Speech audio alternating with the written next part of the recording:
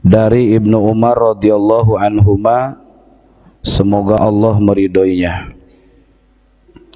anna Rasulullah sallallahu alaihi wasallam, bahwasanya Rasulullah sallallahu alaihi wasallam qala, beliau telah bersabda, umirtu, aku telah diperintah. Ya, diambil dari kata amaro, amir, ya, amaro ya'muru umuron fahuwa amirun wadakama murun umur la ta'mur ma'marun ma'marun mi'marun. Umirtu, aku telah diperintah, an uqatilan nas, untuk memerangi manusia, hatta yashhadu, sehingga mereka bersaksi, an, bahwa la ilaha, tidak ada sesembahan, illallahu, kecuali Allah, wa anna, dan sesungguhnya, Muhammadan, Nabi Muhammad, Rasulullahi, adalah utusan Allah, wa yuqimus sholata, dan mereka menegakkan salat, wa yu'tuz zakata, dan mereka menunaikan zakat, fa idza fa'alu, maka apabila mereka telah melakukan zalika, yang demikian itu, asomu, maka mereka terlindungi, terpelihara, minni, dariku, dima'ahum, darah-darah mereka, wa amwalahum, dan harta-harta mereka, illa bihaqqil islami, kecuali yang dibenarkan oleh syariat Islam, wa hisabuhum, dan hisab mereka, alallahi ta'ala, diserahkan kepada Allah ta'ala. Rawahu, telah meriwayatkan hadis Al-Bukhari, Imam Bukhari, wa Muslimun, dan Imam Muslim. Jemaah dimuliakan Allah, hadis ini menjelaskan tentang kehormatan orang yang sudah mengucapkan dua kalimat syahadat. Baginda Nabi sallallahu alaihi wasallam bersabda, aku telah diperintah. Di sini tidak disebut siapa yang memerintahkan karena sudah maklum, pasti yang memerintahkan siapa? Allah, gitu. Jadi nggak perlu disebut karena lil maklum, semua orang sudah maklum. Kalau Nabi bersabda aku telah diperintah, berarti yang perintah siapa? Allah, gitu. Telah diperintah apa? An uqatilan nas, untuk memerangi manusia. Ini perlu penjelasan ini, ya. Tidak semua orang diperangi, karena ada penjelasannya. Siapa yang diperintah oleh Allah untuk diperangi? Yang pertama adalah orang kafir yang memerangi umat Islam. Ini yang harus diperangi itu. Kenapa? Karena ketika umat Islam diperangi, berarti umat Islam dizolimi. Maka kita diperintahkan untuk memerangi orang kafir yang harobi. Ya, jadi yang diperangi itu kafir harobi, bukan semua orang kafir. Ya, karena ada namanya kafir itu kafir dhimmi, ya, kafir dhimmi. Kafir dhimmi itu adalah orang kafir yang berada di bawah pemerintahan Islam dan ia membayar jizyah atau upeti. Ini wajib dilindungi. Sehingga Nabi bersabda, man adza dhimmiyan faqad adzani. Siapa yang menyakiti kafir dhimmi, maka ia telah menyakiti aku. Itu. Jadi kafir dhimmi haram diperangi. Kafir yang berada di bawah pemerintahan Islam dan dia bayar jizyah. Ada yang namanya kafir muahad. Kafir muahad ini adalah orang kafir yang terikat perjanjian damai dengan kaum muslimin. Mungkin apa yang kita alami sekarang, ya, mayoritas orang non muslim yang ada di lingkungan kita adalah mereka yang ada ikatan perjanjian damai, ya. Mereka tidak ada memusuhi kita secara fisik, ya. Kemudian ada kafir namanya kafir musta'man. Kafir musta'man ini adalah orang kafir yang datang kepada kita untuk meminta perlindungan, untuk meminta jaminan keamanan, maka kita wajib menjamin keamanan mereka. Nah, ini kelompok yang tiga ini, kafir dhimmi, kafir muahad, kafir musta'man, ini haram untuk diperangi. Jadi yang diperangi itu adalah kelompok kafir harobi, ya. Kafir apa namanya? Kafir harobi. Jadi orang kafir yang memerangi umat Islam. Karena Allah Subhanahu wa taala melarang, wala taqtulun nafsallati harramallahu illa bil haqq.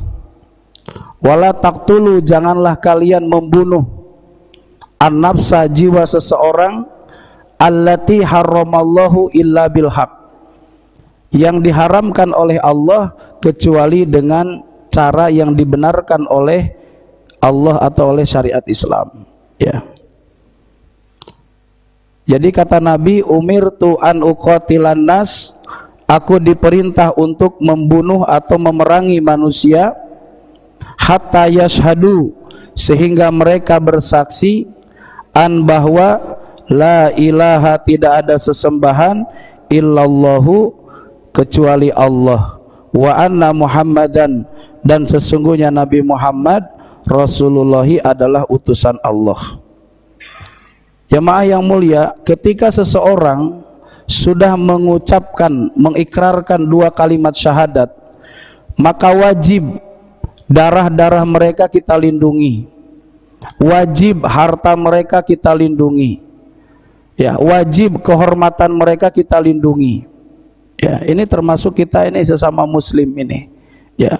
Orang yang sudah mengucapkan dua kalimat syahadat, wajib darahnya dilindungi, setetes pun tidak boleh ditumpahkan. Wajib hartanya kita lindungi, jangan dicuri atau jangan digosok. Wajib kehormatannya kita lindungi, jangan dicemarkan nama baiknya. Ini kewajiban sesama yang sudah mengucapkan dua kalimat syahadat. Kedudukan dua kalimat syahadat ini, yang pertama adalah al-madkhal ilal Islam. Orang kalau sudah mengucapkan dua kalimat syahadat, artinya dia sudah memasuki pintu gerbang ke dalam agama Islam. Jadi pintu gerbangnya agama Islam adalah dua kalimat syahadat. Nanti masalah orang ini mengucapkan kalimat syahadat karena kepaksa, atau mungkin ada motif lain, ya. Bisa saja, ya, motif ekonomi, bisa saja motifnya politik, bisa saja motifnya adalah perkawinan, ya kan? Masalah niat seseorang, kita tidak berhak untuk menghukuminya. Setiap orang yang sudah mengucapkan dua kalimat syahadat, mengikrarkan dua kalimat syahadat, maka sah dia sebagai seorang muslim, ya. Jadi sah sebagai seorang muslim. Karena dua kalimat syahadat adalah al-madkhal ilal Islam. Dua kalimat syahadat adalah pintu masuk ke dalam agama Islam. Itu. Mudah-mudahan ini banyak yang mengikrarkan dua kalimat syahadat di MRJ ini, ya.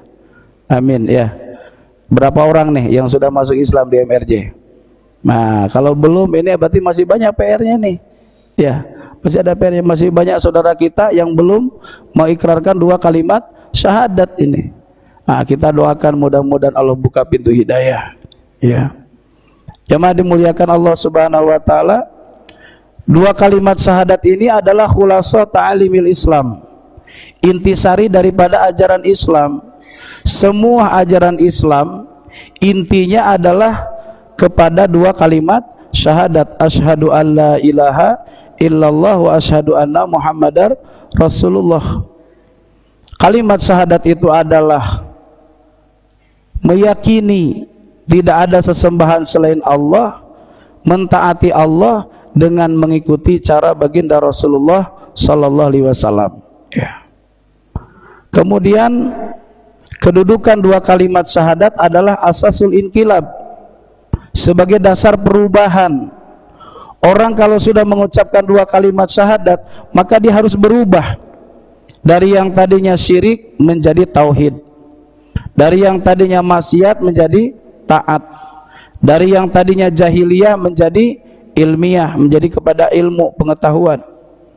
Ya. Jadi dua kalimat syahadat ini harus menjadi apa? Perubahan, menjadi asas perubahan. Jangan anger baik gitu. Kalau kata orang Sunda mah, jangan anger baik, gitu baik.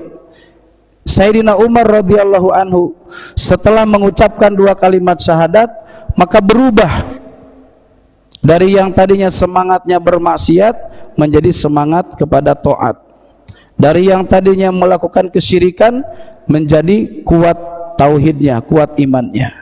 Nah, ini adalah asas al-inqilab atau asas perubahan.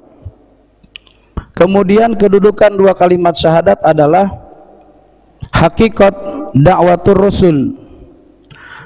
Hakikat dakwah para nabi, hakikat dakwah para rasul adalah mengajak kepada kalimat tauhid, la ilaha illallah.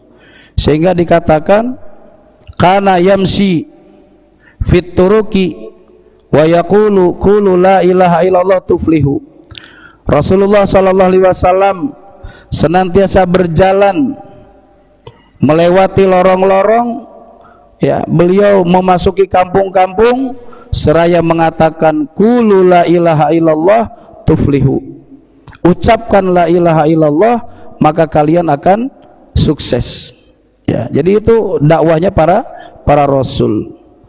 Kemudian jemaah dimuliakan Allah Subhanahu wa taala, dua kalimat syahadat kedudukannya adalah fadhailun adimah. Siapa saja yang mengucapkan dua kalimat syahadat, maka dia akan memiliki keutamaan. Di antara keutamaan dua kalimat syahadat adalah man kana akhiru kalamihi la ilaha illallah dakhalal jannah. Barang siapa yang di akhir hidupnya, di akhir hayatnya mengucapkan kalimat la ilaha illallah, maka dijamin masuk surga. Jadi jaminannya surga kalau kalimat ini kita bawa. Makanya kalimat la ilaha illallah senantiasa kita dawamkan. Alaiha nahya wa alaiha namut wa biha nub'atsu.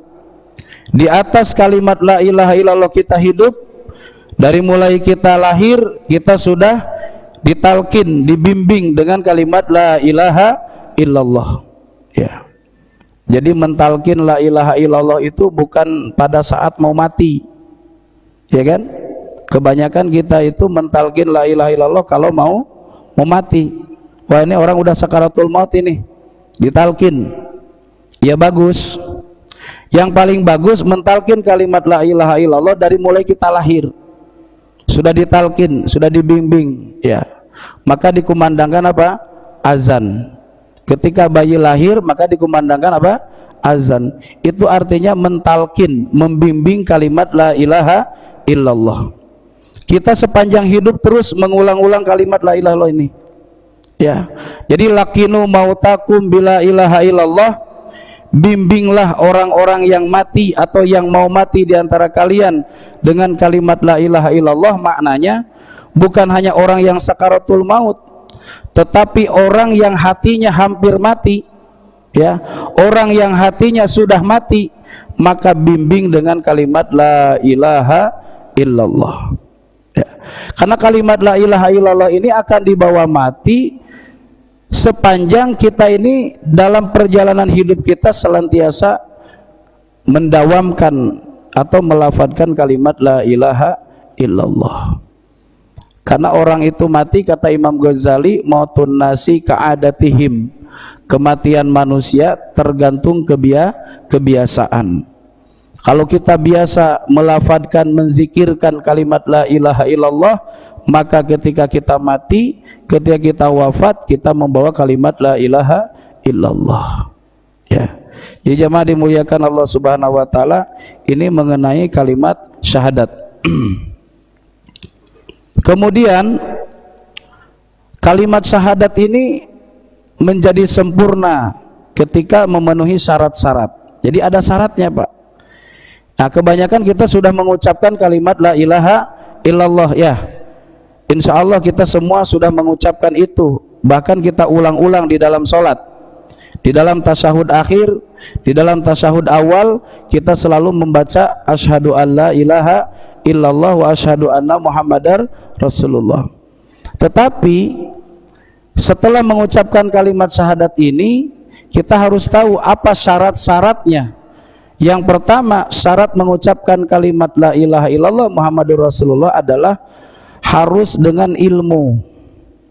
Harus dengan apa? Dengan ilmu. Karena ada ayat fa'lam annahu la ilaha illallah. Ketahuilah bahwa sesungguhnya la ilaha, tidak ada sesembahan illallah selain Allah.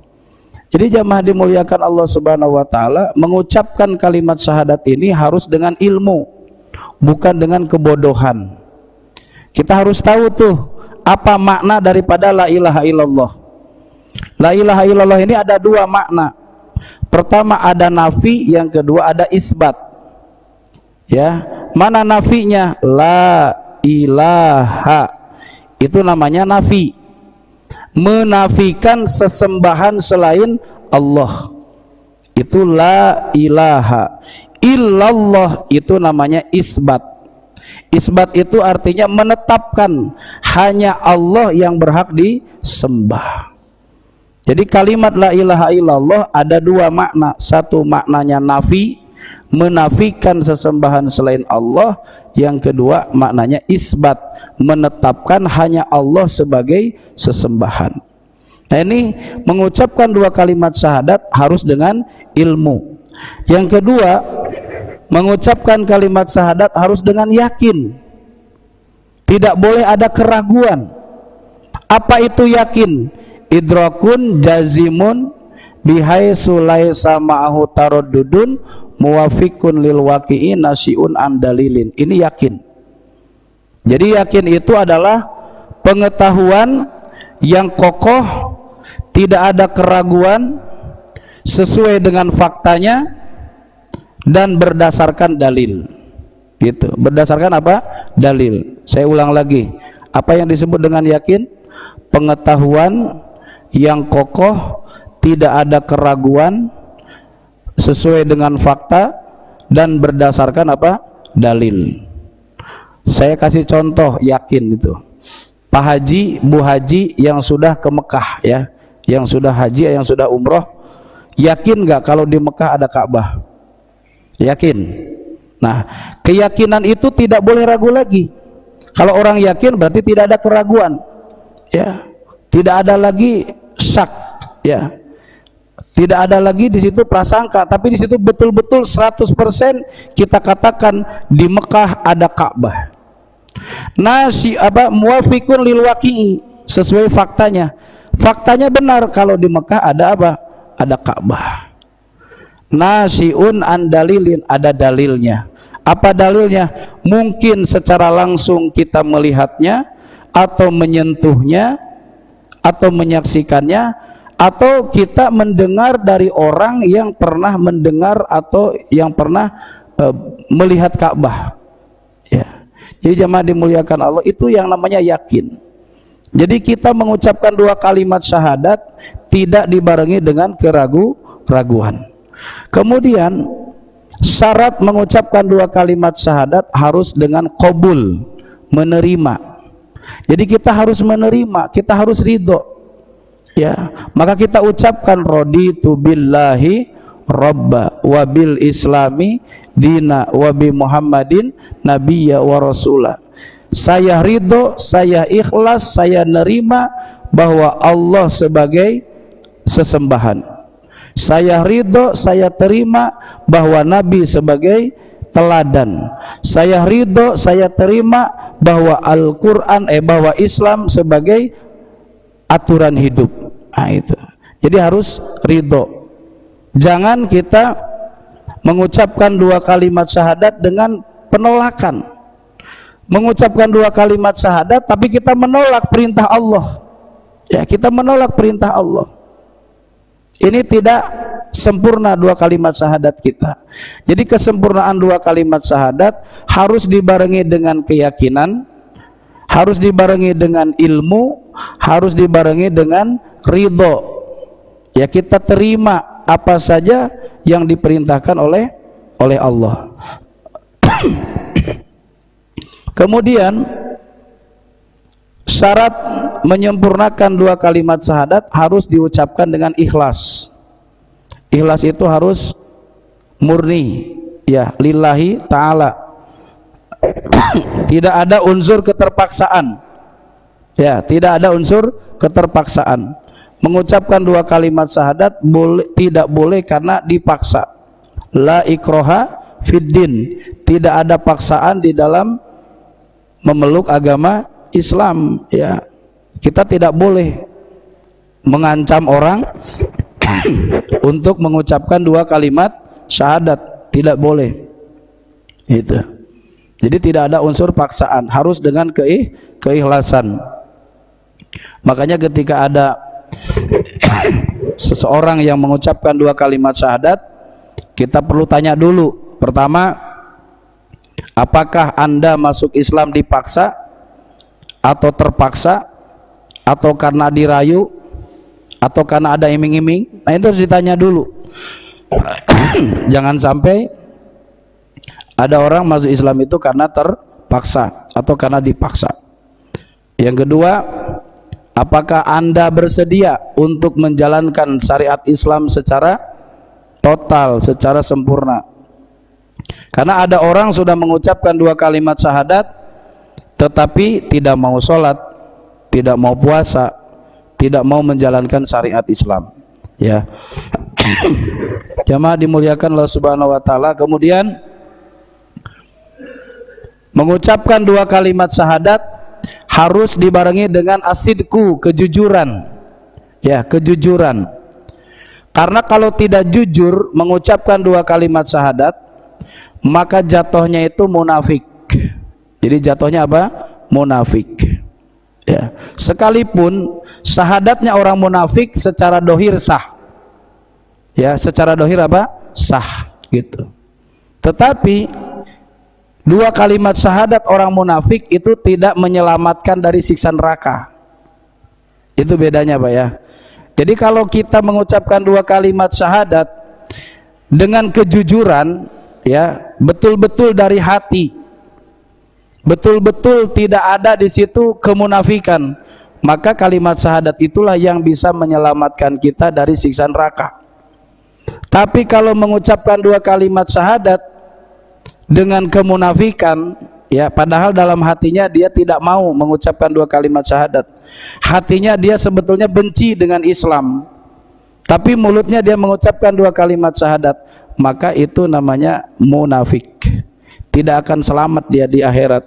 Mungkin di dunia selamat, tidak diperangi, dia aman, tidak harus bayar jizyah, ya kan? Dia selamat karena dia diperlakukan sebagaimana orang Islam. Itu kalau di dunia. Tapi di akhirat, innal munafiqina fid darkil asfali minan nar. Sesungguhnya orang-orang munafik itu akan ditaruh, diletakkan oleh Allah di dalam keraknya api neraka. Naudzubillah. Ya. Nah, ini jamaah dimuliakan Allah mengenai dua kalimat syahadat. Jadi sekali lagi kata Nabi, umirtu, aku telah diperintah an uqatilan nas, untuk memerangi manusia, hatta yashhadu an la ilaha illallah wa anna muhammadar rasulullah, sehingga mereka bersaksi tidak ada sesembahan selain Allah dan sesungguhnya Nabi Muhammad adalah utusan Allah. Jadi jaminan bagi orang yang mengucapkan dua kalimat syahadat adalah mereka wajib dilindungi, baik hartanya, baik darahnya, ataupun kehormatannya. Wa yuqimus shalah, dan mereka menegakkan salat, mendirikan salat. Wa yu'tuz zakah, dan mereka menunaikan zakat. Di sini tidak ada kata puasa. Ya, di dalam hadis sebelumnya itu ada salat, zakat, puasa dan haji. Di dalam hadis ini tidak ada puasa dan tidak ada haji. Kenapa? Jamaah dimuliakan Allah Subhanahu wa taala. Orang yang tidak menunaikan puasa itu tidak wajib diperangi, tidak boleh diperangi. Orang yang meninggalkan haji itu tidak boleh diperangi, karena tidak ada sejarahnya memerangi umat Islam yang meninggalkan puasa, memerangi umat Islam yang meninggalkan haji itu. Tetapi ketika ada orang Islam yang tidak sholat, tidak bayar zakat, itu diperangi itu. Diperangi di zaman Sayyidina Abu Bakar, ya, itu diperangi orang yang tidak mau bayar zakat. Orang yang keluar dari Islam itu diperangi.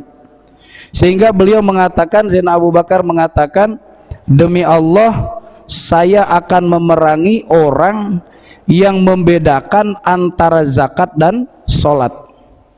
Ya, demi Allah saya akan memerangi orang yang membedakan antara apa? Sholat dan zakat. Kenapa? Sholat dan zakat ini satu paket.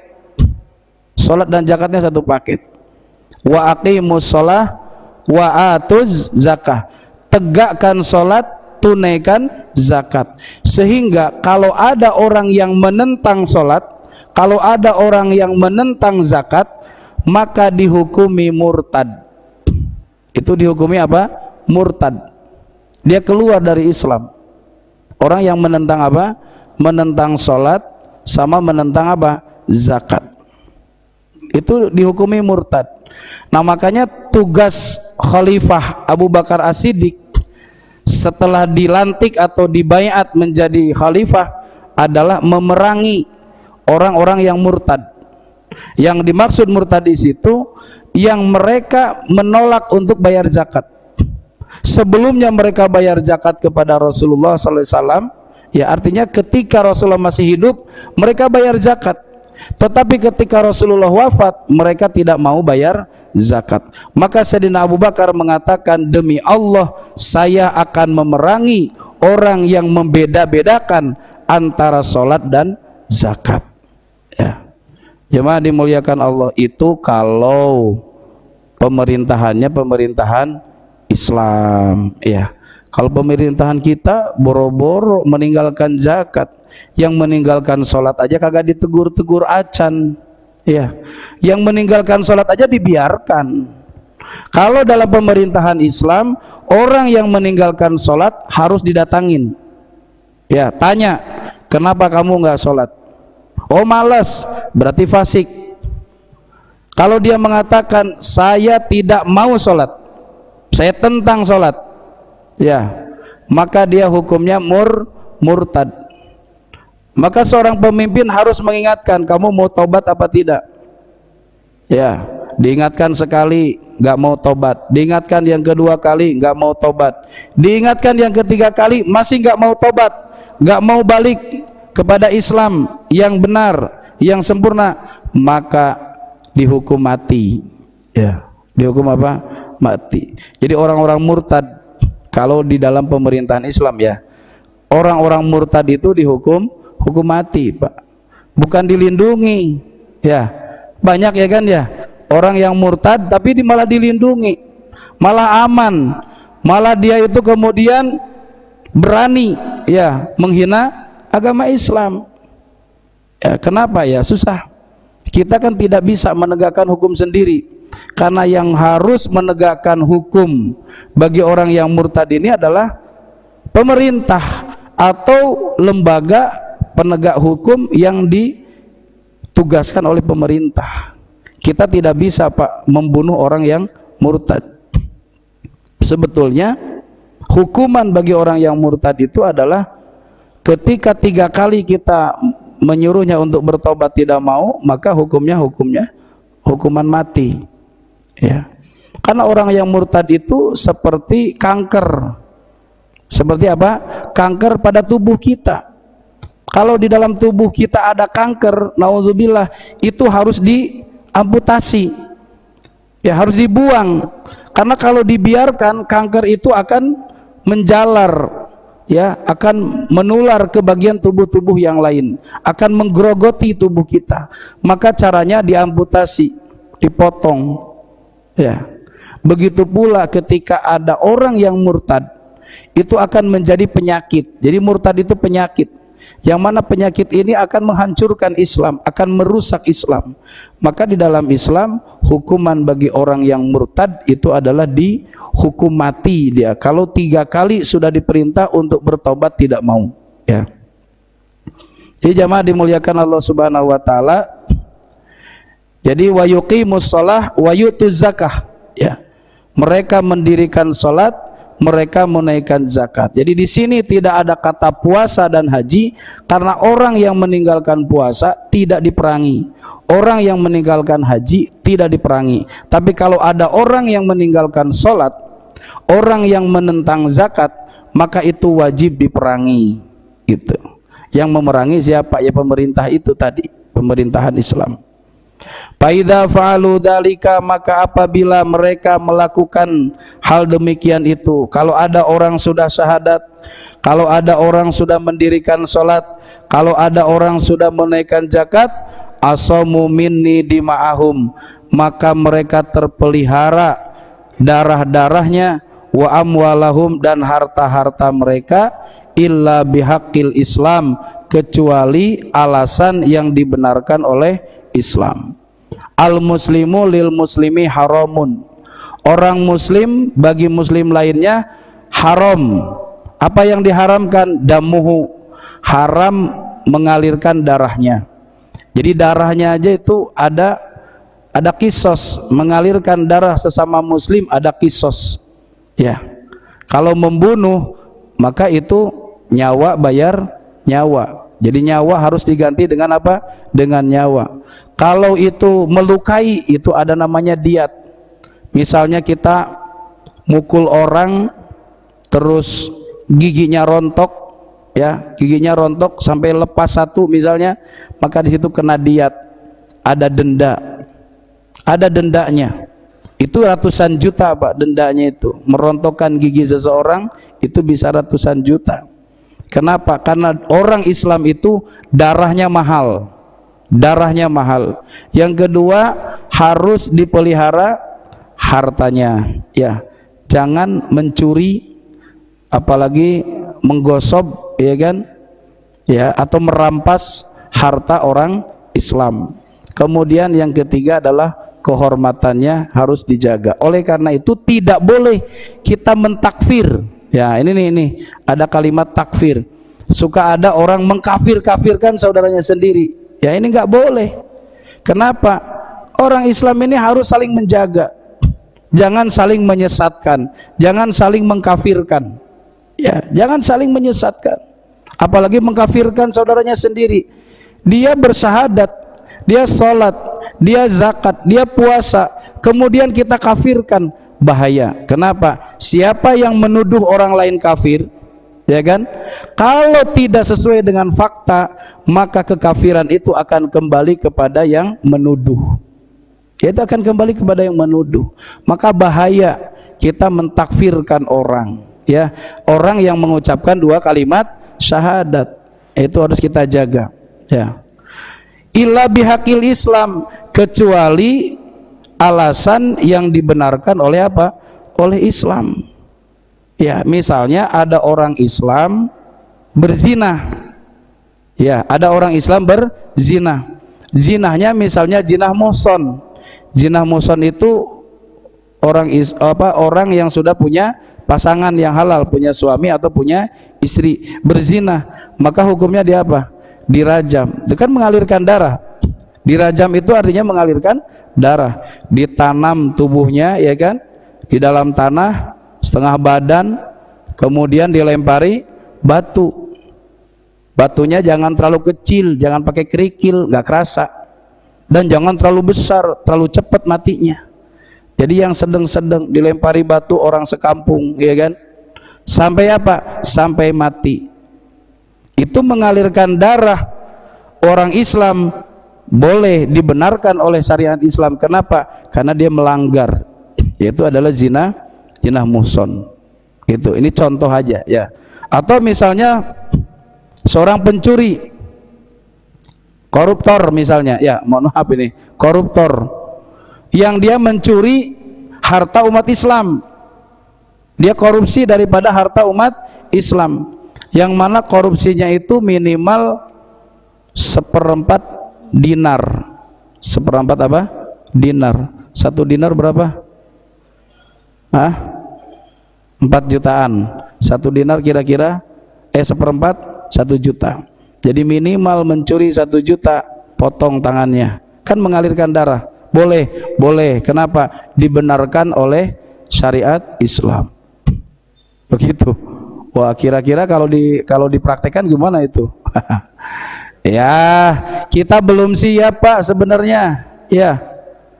Kebanyakan kita itu nggak siap. Kenapa? Iman kita banyakan lemah.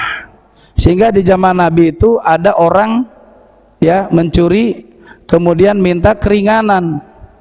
Ya, minta keringanan kepada hakim. Ya, kemudian kata Rasulullah sallallahu alaihi wasallam, demi Allah, lau anna Fatimah binta Muhammadin saraqat laqatatu yadaha. Seandainya Fatimah putrinya Muhammad gitu.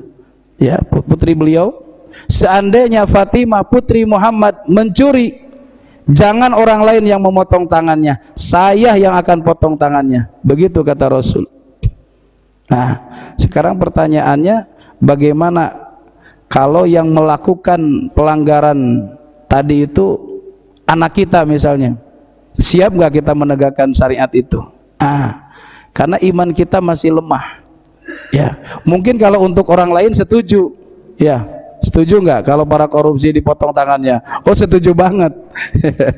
Tapi bagaimana kalau yang korupsi itu misalnya saudara kita sendiri? Waduh, kita masih mikir-mikir ya kan? Nah, kenapa? Iman kita itu masih ragu-ragu tadi. Nah, karena kalimat syahadat kita tadi belum sempurna. Makanya ini kita harus perbaiki dulu ya kan kalimat syahadat kita ini, sehingga apapun ya yang disyariatkan oleh Allah, kita sami'na wa ata'na ya. Jemaah dimuliakan Allah Subhanahu wa taala. Terakhir, wa hisabuhum 'alallah, dan hisab mereka diserahkan kepada Allah taala ya.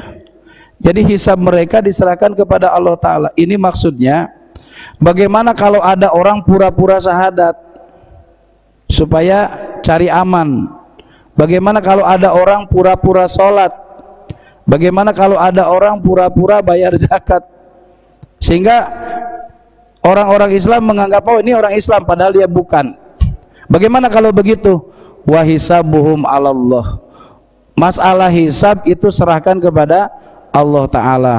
Kita menghukumi seseorang dari apanya? Dari zahirnya. Fahkum bil dhawahir. Hukumi seseorang itu dari apanya? Dari zahirnya. Kalau orang ini mengucapkan syahadat, kalau orang ini sholat, kalau orang ini puasa, kalau orang ini zakat, wajib kita menghukumi orang ini sebagai hukum orang Islam. Kalau dia mati, maka diproses sebagaimana kematiannya orang Islam. Itu. Walaupun kenyataannya mengucapkan 2 kalimat syahadatnya pura-pura atau munafik. Oleh karena itu di dalam Islam tidak ada sejarahnya orang munafik dibunuh. Ya, orang munafik dibunuh. Padahal munafik ini penyakit, ya kan? Padahal ini munafik ini kan penyakit. Fi qulubihim maradun fazadahumullahu marada. Tetapi di dalam Islam tidak ada membunuh orang munafik, karena tidak ada yang bisa mengetahui munafik atau tidak kecuali siapa? Allah Subhanahu wa ta'ala. Jemaah yang mulia, pernah ada kisah sahabat Usamah bin Zaid Ya, jadi ketika perang Usama bin Zaid sudah berhadapan dengan musuh. Musuhnya roboh, musuhnya dikalahkan sehingga pedang sudah di lehernya. Jadi pedangnya Usama bin Zaid sudah nempel di leher musuh. Ketika pedangnya sudah nempel di leher musuh, kemudian si kafir itu mengucapkan asyhadu an la ilaha illallah wa asyhadu anna muhammadar rasulullah. Maka Sayyidina Usama bin Zaid kemudian menebas lehernya itu. Kenapa? Beliau menganggap kalau orang ini, si kafir ini mengucapkan kalimat syahadat karena takut dibunuh. Akhirnya berita itu sampai kepada baginda Rasulullah sallallahu alaihi wasallam. Apa yang terjadi? Rasulullah murka. Kata Rasul, "Wahai Usama, aku dengar kamu telah membunuh orang yang mengucapkan syahadat." Kata Sayyidina Usama bin Zaid, "Ya Rasulullah, orang ini mengucapkan syahadat karena takut dibunuh." Apa jawaban Rasulullah? "Kenapa engkau tidak sekalian saja buka dadanya? Kamu belek dadanya, kamu bedah dadanya." Ya, artinya apa? Apa kamu tahu kalau dia niatnya karena takut dibunuh? Maka semenjak itulah Usama bin Zaid hati-hati terhadap orang Islam. Maka ketika terjadi perselisihan ya antara Sayyidina Ali dengan Aisyah, ya, itu Sayyidina Usama bin Zaid tidak ikut campur, tidak mau. Kenapa? Beliau trauma, ya, beliau trauma. Kenapa? Karena pernah dimarahi Rasulullah sallallahu alaihi wasallam. Beliau tidak mau, tidak suka ketika ada orang yang membunuh orang yang sudah mengucapkan 2 kalimat syahadat. Karena kita tidak tahu niatnya apa, motifnya apa, kita tidak tahu. Urusan hati serahkan kepada Allah Subhanahu wa taala. Jemaah dimuliakan Allah, ini kira-kira penjelasan daripada hadis yang kita baca pada pagi hari ini.